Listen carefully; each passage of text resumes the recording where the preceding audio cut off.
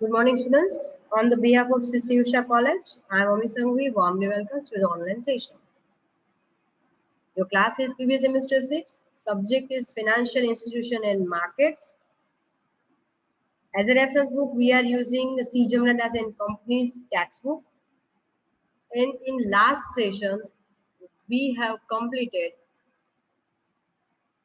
instruments to control credit or monetary policy instructions. They are quantitative tools. 4 tools we have completed. Today we are continuing the topic. So let's start.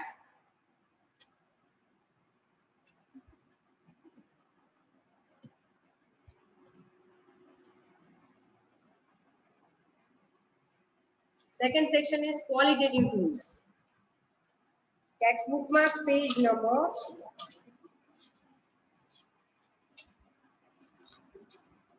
73 पर આપેલું છે.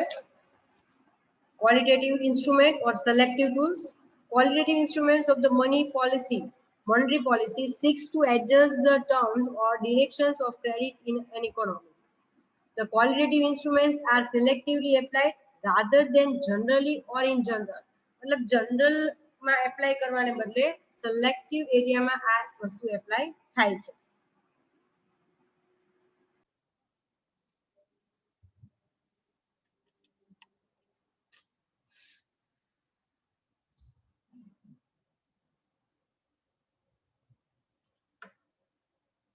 So that they influences the distribution of money rather than quantum of credit. અહીંયા એક generally rule apply કરવાના બદલે selectively જગ્યાએ આપણે apply કરશું જેથી કરીને એ distribution of money ને influence કરવાને બદલે quantum of credit ને influence કરવાને બદલે distribution of money ને influence કરે. These selective tools would try and achieve balanced growth in the economy. અને આના લીધે આપણને શું મળશે? તો આ સિલેક્ટિવ ટૂલ્સના યુઝથી તમે ઇકોનોમીનો જે ગ્રોથ છે એને તમે બેલેન્સ કરી શકો છો. આ વસ્તુ તમે અચીવ કરશો. The Reserve Bank RBI with the help of these selective tools may regulate and divert the flow of credit to certain area or sector which are important from the growth perspective. આની મદદથી શું થશે? તો જે selected area છે, sectors ચોક્કસ selected એ sectors તરફ flow of credit છે એ તમે ડાયવર્ટ કરી શકશો. મતલબ જનરલમાં બધાને જે બેનિફિટ મળતો એને બદલે કોઈ સિલેક્ટેડ એરિયાને બેનિફિટ વધારે મળશે. અને આ જે સેક્ટર્સ છે કયા કયા પ્રકારના હોઈ શકે? તો કે એગ્રીકલ્ચર છે and would reduce the flow of credit to sectors which are not important to the essential or may are inefficient. એટલે એવા સેક્ટર્સ કે જ્યાં જરૂર છે ક્રેડિટના ફ્લોની ત્યાં એ ફ્લો આપણે ડાયવર્ટ કરશું અને એવા સેક્ટર્સ કે જે જગ્યાએ સરપ્લસ પડ્યું રહેતું હોય અથવા જરૂર નથી અથવા they are not so important from the perspective of growth of economy. તો એવા એરિયામાં તમે એને ઘટાડો કરશો, રિડ્યુસ કરાવી શકશો ફ્લોને.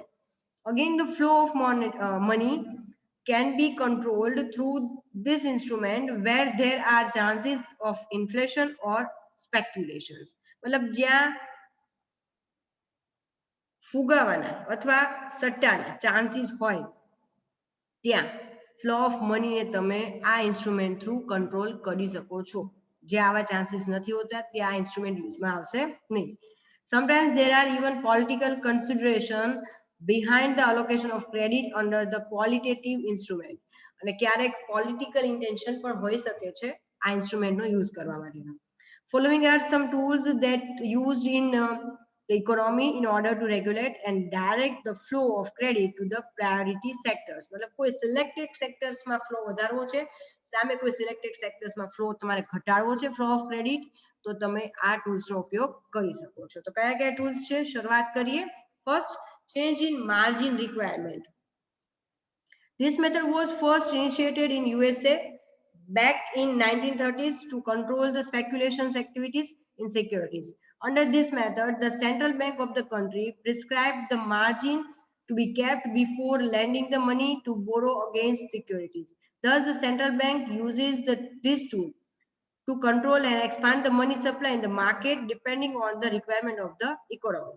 તો આ મેથડનો સૌથી પ્રથમ ઉપયોગ યુએસએ માં કરવામાં આવેલો હતો 1930s ની અંદર, જે જગ્યાએ અમેરિકાની અંદર જે સટ્ટાકીય પ્રવૃત્તિઓ થતી હોય સિક્યોરિટીની અંદર એને કંટ્રોલ કરવા માટે આ મેથડની અંદર સેન્ટ્રલ બેંક જે છે યુએસએ ની એને માર્જિન સેટ કર્યું કે તમે જ્યારે મની લેન્ડ કરો છો સિક્યોરિટીની સામે તો એમાં મિનિમમ આટલા પર્સન્ટેજ માર્જિન તમારે સાઈડમાં રાખવું પડે અને આ રીતે જે મની સપ્લાય માર્કેટમાં થતો હતો એને એ વધારો જે એક્સપાન્ડ થતો હતો એ એક્સપાન્શનને એ લોકો કંટ્રોલ કરી શક્યા કારણ કે જે 100 રૂપિયા સપોઝ તમે લેન્ડ કરો છો એમાં તમને એમ કે માર્જિન તમારે 30% રાખવાનું છે તો તમે 100 રૂપિયા સપ્લાય નહીં કરો તમે 70 જ કરી શકશો કારણ કે 30 નું તમારે તો માર્જિન રહી ગયું એટલે ઇન શોર્ટ સિલેક્ટેડ સેક્ટરની અંદર સિક્યોરિટીઝ ના ફ્લો ને મતલબ કે જ્યારે એ લોકો સેલ કે પરચેસ કરતા હોય તો એ ટાઈમે અહીંયા માર્જિન સેટ કરવામાં આવે છે.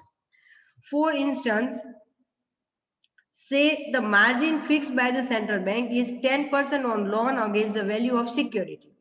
તો અહીંયા માર્જિન જે સેટ કરવામાં આવે છે સેન્ટ્રલ બેંક દ્વારા એ કોઈ પણ સિક્યોરિટી તમે જ્યારે મૂકો છો તો એના 10% છે એ લોન ઉપર અત્યારે માર્જિનના પર્સન્ટેજ છે. Suppose a બોરોવર approaches banker for a loan worth ₹1000. The bank will keep a margin of 10% and will lend only 900. એટલે અહીંયા કેવા એમ માંગે છે કે તમે આજે બેંકમાં લોન લેવા જશો 1000 રૂપિયાની અને 10% એમાં તમને કીધું કે તમારે માર્જિન રાખવાનું છે તો બેંક શું કરશે ઓન પેપર લોન 1000 ની ગણાશે કે મેં તમને 1000 ની લોન ઇસ્યુ કરી અને એના 10% એટલે કે 100 રૂપિયા બેંક પોતાની પાસે રાખશે અને જે બોરોવર છે એને માત્ર 900 આપશે એટલે બોરોવર પાસે કેટલા આવશે 900 ઓનલી 900 રૂપિયા જેને ઉછીના મળશે. Now if the central bank raise this margin to 30%, મેં તમને એ જ એક્ઝામ્પલ આપ્યું હમણાં કે જો 30% રેઝ કરી નાખશે તો 1000 ની સામે એને 900 નહીં મળે માત્ર 700 રૂપિયા મળશે કારણ કે 300 રૂપિયા છે એ શું થઈ જશે માર્જિન તરીકે બેંક રાખી લેશે. In case of reduction in margin, the borrower gets more loanable fund against security. એટલે અહીંયા જ્યારે તમારે ક્રેડિટનો ફ્લો વધારવો હશે તો તમે આ રેટ ઓફ માર્જિન છે રિડ્યુસ કરશો 10% ને બદલે 5% પર કરી શકાય 3% પર કરી શકાય 7% પર કરી શકાય અને ફ્લો તમારે ડિક્રીઝ કરવો હોય તો માર્જિનનો પર્સન્ટેજ તમારે ઇન્ક્રીઝ કરી નાખશો. As a selective tool to control the credit, margin requirements for the lending can be varied according to the type of security, asset or commodities to be financed. मतलब તમે કઈ security અથવા asset અથવા કોમોડિટીમાં finance તમે આપી રહ્યા છો એના અકોર્ડિંગલી આ રેટ છે એ અપ એન્ડ ડાઉન થતા રહે છે. In other words, if bank feels that the people have got more gold reserves and are seeking gold loan, then the central bank may increase the margin requirements on loan against the gold. એટલે હવે for example અત્યારે જમાનો gold લોનનો છે પહેલા આવું બહુ ઓછું હતું મુથુટ ફાઇનાન્સ એ બધી અલગ અલગ કંપનીઓ છે કે જે તમને સોનું ઘરમાં રાખવાને બદલે એ લોકો એવું કહે છે કે તમે સોનું છે અમારે ત્યાં બેંકમાં મૂકો સિક્યોરિટી તરીકે અને સામે અમે તમને લોન આપશું. તો એવી ટાઈમે જ્યારે ગવર્મેન્ટ એવું ઈચ્છે કે સોના ઉપર જે લોકો લોન લે છે ગોલ્ડ લોન એમાં કંટ્રોલ રાખવો છે તો એ લોકો એમાં માર્જિનના પર્સન્ટેજ વધારી દેશે. Central bank may increase the margin requirements on loan against the gold. This will lead to the lesser depreciation of loan money on gold. અને પછી લોકો શું વિચારશે કે ભાઈ આમાં તો આટલા પર્સન્ટ માર્જિન છે આપણે આટલા ગોલ્ડ મૂકવાથી આટલા રૂપિયા જ આપણને સામે મળશે જે આપણી રિક્વાયરમેન્ટ ફૂલફિલ નથી થતી એવા ટાઈમે લોન ગોલ્ડ ઉપર લેવાને બદલે લોકો બીજા ઓપ્શન્સ વિચારશે. એટલે જ્યારે ગવર્મેન્ટ ઈચ્છે કે આ બાજુ ફ્લો ડાયવર્ટ કરવો છે તો પર્ટિક્યુલર એક સેક્ટર છે ગોલ્ડ સેક્ટરને ડાઉન કરવું હોય તો ગોલ્ડ લોન ઉપર રેટ વધારી દેશે અને બીજા સેક્ટરને લેસ કરી નાખશે. એટલે ઇન શોર્ટ આ માર્જિનનો રેટ છે એ ખૂબ મહત્વનો ભાગ ભજવશે કયા સેક્ટરને તમારે અપ લાવવું છે કયા સેક્ટરને ડાઉન કરવું છે અથવા કંટ્રોલ કરવું છે. This will lead to the lesser dispersal of loan money on gold. Thus, it controls the expansion of credit in those sectors which breed inflation. એવા સેક્ટર્સ કે જે ફુગાવાને મહત્વ આપતા હોય પ્રોત્સાહન આપતા હોય એના જે ફુગાવો વધતો હોય કોઈ પણ કન્ટ્રી માટે ઇન્ફ્લેશન ફુગાવો છે એ નેગેટિવ બાબત કહેવાય છે. ફુગાવો રહેવાનો ખરા, પણ એ એક લિમિટેડ પર્સન્ટેજ સુધી હોય ને તો કંપની ગ્રો કરી શકે. અધરવાઇઝ ફુગાવાના લીધે કંપનીનો ગ્રોથ ક્યાંય આપ ઓન પેપર લાગે ખરે કે આટલા કરોડનો ગ્રોથ થયો, પણ એ ફુગાવાના લીધે થયો હોય, રિયલ લાઈફમાં એટલો એનું ઇમ્પેક્ટ પડતી નથી. તો ઇન શોર્ટ એવું સેક્ટર એવું લાગે ગવર્મેન્ટને કે આ પર્ટિક્યુલર સેક્ટરની અંદર ક્રેડિટ વધારે પડતી છે, મતલબ કે એનો ઇન્ફ્લેશન રેટ વધારે છે, તો એને કંટ્રોલ કરવા માટે આ રીતે માર્જિન સેટ કરી શકે છે. This is how the central bank can direct or redirect the funds to various priority sectors. એટલે અહીંયા સેન્ટ્રલ ગવર્મેન્ટ આ રીતે ડાયરેક્ટલી માર્જિનના રેટમાં ચેન્જ કરીને ફ્લોને ડાયરેક્ટ કરી શકે છે. સેકન્ડ લઈ લઈએ, differential interest rate. Yet another important selective tool to control the credit in different is the differential interest rate across the sectors. The Reserve Bank RBI may prescribe different rates of interest for loans to different sectors of the economy. એટલે અલગ-અલગ પ્રકારના આપણા જે ઇકોનોમીના sectors છે, અર્થવ્યવસ્થાના આપણા, એમાં અલગ-અલગ પ્રકારની ઘણા પ્રકારની લોન તમને મળતી હોય છે, બરાબર. તો અહીંયા suppose for example gold loan છે, હોમ લોન છે, કાર લોન છે, અલગ-અલગ પ્રકારની વસ્તુ લેવા માટે અલગ પ્રકારની લોન હોય છે. તો કરવાનું શું કઈ રીતે, તો દરેકમાં રેટ સરખા નથી હોતા. દર વખતે બજેટ બહાર પડે છે તો ક્યારેક તમને ખ્યાલ હશે તો કે આ વખતે હોમ લોન સસ્તી થઈ, આ વખતે ઇલેક્ટ્રિસિટી ને બધી વસ્તુ હોય, બાઇક ને કાંઈ પણ તમારે લેવું છે તો એના ઉપરની જે લોન છે એ સસ્તી થઈ, તો એનું ઈ સેક્ટરને મોટિવેટ કર્યું કહેવાય. જે લોન સસ્તી થાય, જેનો રેટ ઘટાડશે, ઈ સેક્ટરને લોકો ગવર્મેન્ટ મોટિવેટ કરશે. For instance, the RBI may reduce the interest rate for priority sectors such as the agriculture, export, small scale industries, etc. મતલબ એગ્રીકલ્ચર છે તો ખેતી માટે તમારે કોઈ પણ પ્રકારની લોન લેવી હોય તો એના પર રેટ ઓછો રાખશે. એ સિવાય ઇમ્પોર્ટ એક્સપોર્ટ કરતા હોય તો ઇમ્પોર્ટ ઉપર રેટ ડ્યુટી જે છે એ વધારે રાખે, એક્સપોર્ટ ઉપર ડ્યુટી છે એ ઓછી કરશે અથવા સબસિડી પ્રોવાઈડ કરશે. અથવા સ્મોલ સ્કેલ ઇન્ડસ્ટ્રી છે, નાના પાયાના ઉદ્યોગો જે છે એને આગળ લાવવા માટે એ લોકોને અલગ અલગ પ્રકારની લોન છે એ સસ્તી મળે. આપણે અલગ અલગ આઈડીબીઆઈ ને બધી બેંક જોઈ ગયા કે જે સ્પેશિયલી નાના સ્મોલ સ્કેલ ઇન્ડસ્ટ્રીને ડેવલપ કરવા માટે એ લોકો લોન પ્રોવાઈડ કરતા હોય છે, ફાઇનાન્સ આપતા હોય છે. તો એ ઓછા રેટની લોન હોય તો લોકો નવું સાહસ એન્ટરપ્રિન્યોરશિપ જ્યારે કરતા હોય, એન્ટરપ્રિન્યોર તરીકે નવી વસ્તુ સ્ટાર્ટ કરતા હોય તો એમને ઓછા વ્યાજે લેસર રેટ ઉપર, જો ઇન્ટરેસ્ટ રેટ ઉપર એમને લોન કે કઈ મળતું હોય તો એ લોકો પ્રિફર કરશે કે ના આપણે થોડીક હિંમત કરીને આગળ વધીએ, થોડુંક એક્સપાન્ડ કરીએ આપણે આપણો બિઝનેસ. તો આ રીતે સેક્ટર્સની વાત થઈ. એગ્રીકલ્ચરને હંમેશા ગવર્મેન્ટ સપોર્ટ કરતી હોય છે, એક્સપોર્ટને પણ એ લોકો કરે છે સપોર્ટ, વધારવાના પ્રયત્ન જેટલા વધુ થાય એટલા સારા, અને સ્મોલ સેક્ટર ઇન્ડસ્ટ્રીને પણ નોર્મલી સપોર્ટ કરતી હોય છે. While it may see set higher rate for the sectors which the central bank intend to reduce credit. અને સામે એવા પણ કેટલાક સેક્ટર્સ છે કે જ્યાં આરબીઆઈ ઈચ્છે છે કે ત્યાં જે કંઈ પણ લોનના રેટ છે એ લોકો વધારે રાખે છે જેથી કરીને ક્રેડિટ ઓછી થાય. This is how the funds get diverted to more important sectors or areas and thus will lead to the stability and human welfare. એટલે ઇન શોર્ટ આ રીતે કેટલાક એવા પગલા લે છે જે સ્પેસિફિક કહેવામાં આવે છે, એટલા માટે જ આપણે એને ક્વોલિટેટિવ ટૂલ્સમાં આપણે આને કન્સિડર કરીએ છીએ. તો અમુક સેક્ટર્સ માટે રેટ ઓફ ઇન્ટરેસ્ટ વધારે, અમુક સેક્ટર માટે રેટ ઓફ ઇન્ટરેસ્ટ ઓછા. તો આવું જ્યારે કરવામાં આવે તો એને કહેવાય differential interest rates. Next point લઈ લઈએ, restriction on bills discounting અથવા restriction on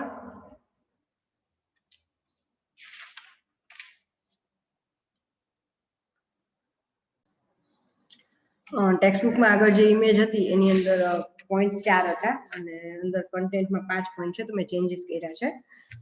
that's why I take a break. હવે કન્ટિન્યુ કરીએ. થર્ડ પોઈન્ટ છે restrictions on clean advances.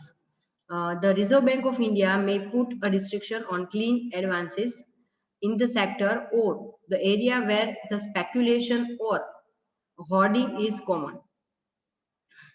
There are a few traders who engage themselves in unfair trade practice by hoarding vital goods and create artificial scarcity in the environment and thus get the benefit of price rise.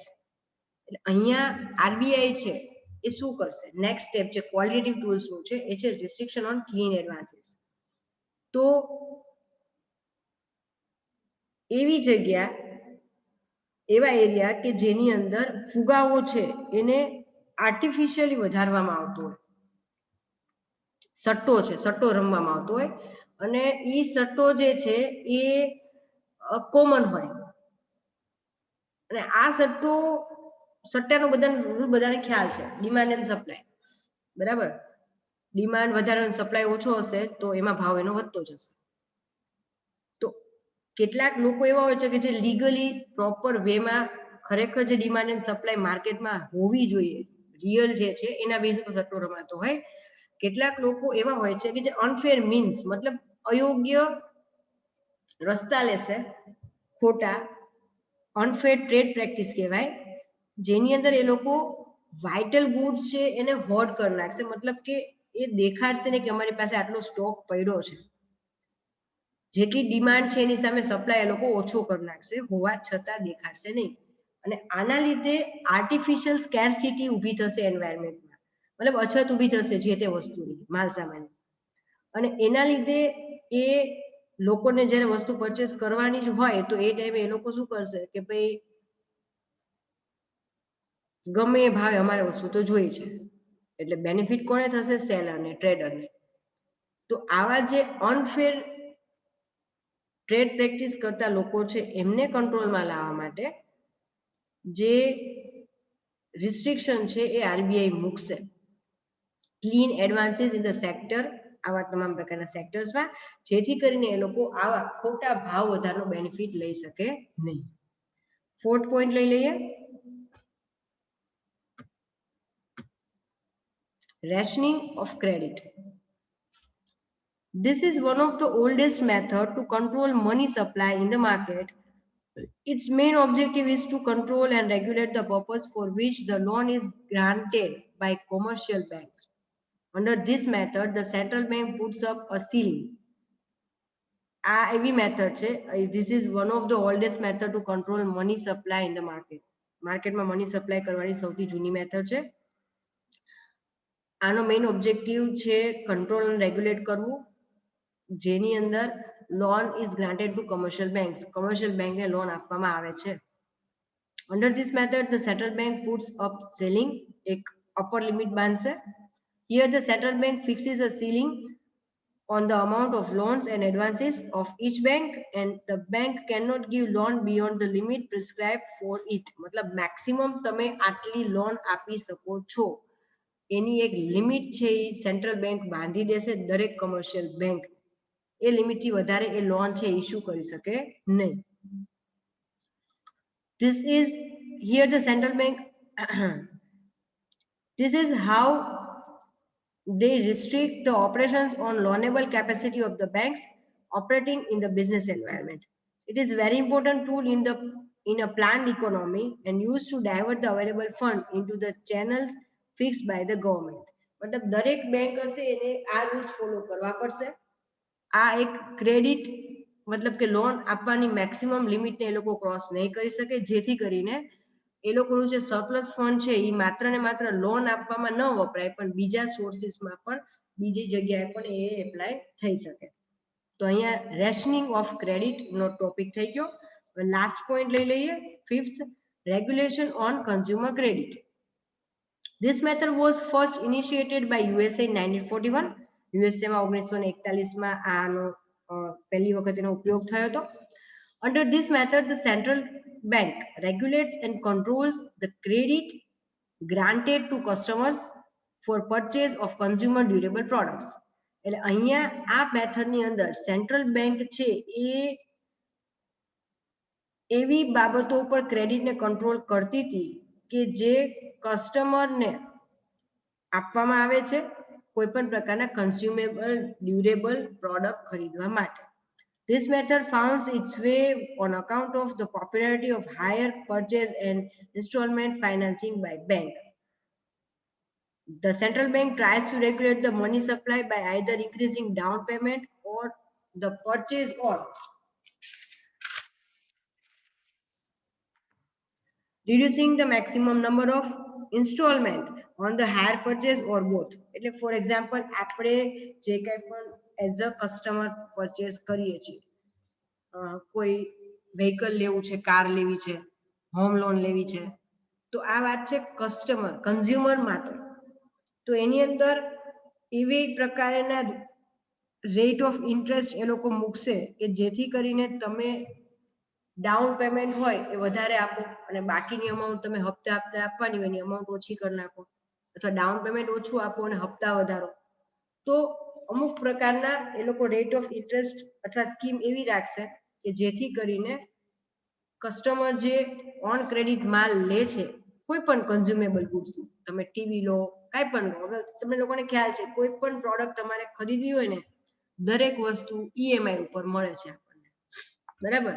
તો આ જે EMI ઉપર sorry મળતું હોય તો એના ઉપર તમારે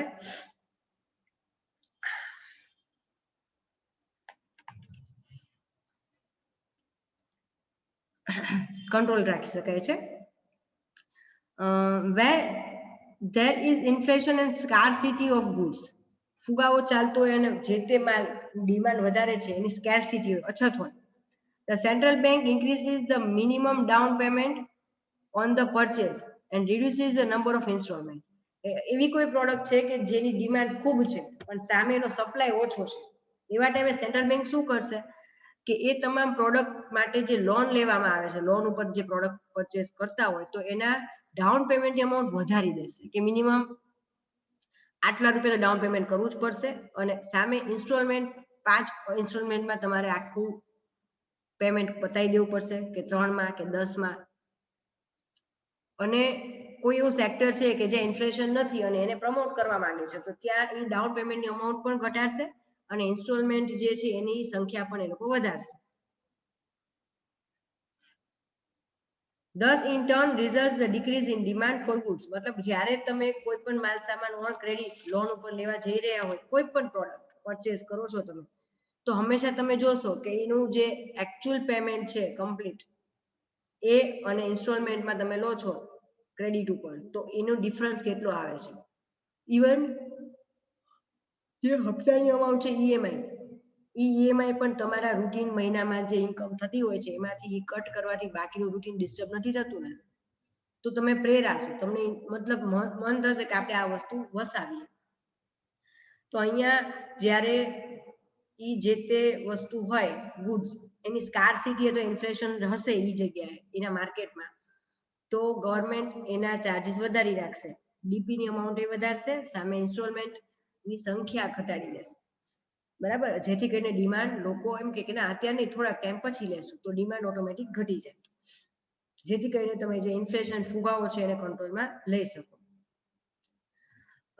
ઇન કેસ ઓફ રિસેશન, મંદી છે, આ તો તેજીની વાત આવી, ઇન્ફ્લેશન કે ફુગાવો છે, ફુગાવો નથી, ઊંધું થાય છે, માર્કેટમાં પ્રોડક્ટ વધી ગઈ અને એના પરચેસ કરવા વાળા ઓછા છે તો એ પરચેસને પ્રમોટ કરવા માટે in case of recession મંદીમાં the central bank does exactly the opposite to increase the demand વધારવા માટે એ શું કરશે,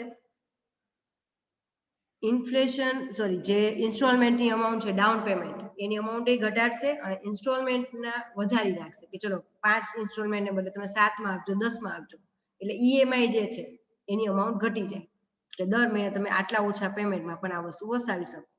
એટલે ઇન શોર્ટ કોઈ પણ માર્કેટને અપલાવવું છે, કોઈ પણ માર્કેટમાં ફ્લો ઘટાડવો છે, ડાઉન કરવું છે, કંટ્રોલ કરવું છે, તો એના માટે ગવર્મેન્ટ આ રીતે અલગ અલગ પ્રકારના પગલાં લે છે કે જેને આપણે બે પ્રકારના પોઈન્ટ્સ જોયા. ફર્સ્ટ છે ક્વોન્ટિટેટિવ ટૂલ્સ અને સેકન્ડ હતા ક્વોલિટેટિવ ટૂલ્સ. આઈ હોપ કે તમને લોકોને સમજાણું હશે. આથી આપણે આ યુનિટ કમ્પ્લીટ કરીએ છીએ. ફરી મળીશું નેક્સ્ટ લેક્ચરની અંદર જ્યાં આપણે 4th યુનિટ સ્ટાર્ટ કરશું.